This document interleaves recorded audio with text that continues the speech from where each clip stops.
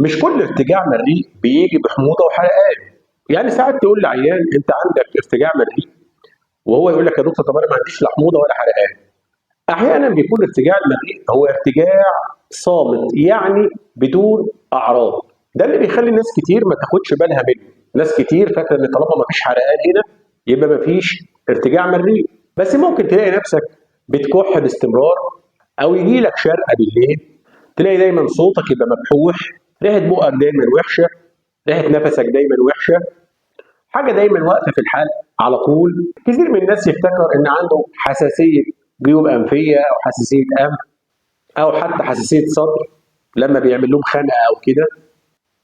لكن الاعراض دي بتكون بسبب ارتجاع المريء الصامت.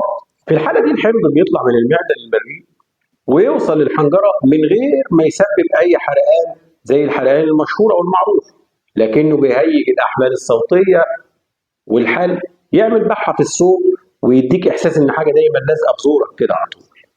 فاكر مريض كان بيتعالج لمده 10 سنين على انه عنده حساسيه ومش بتخف برضه ومفيش اي تحسن، ولما عملنا فحوصاتنا اكتشفنا ان السبب الحقيقي كان ارتجاع مريء، واول ما خد ادويه ارتجاع المريء الاعراض اختفت تماما.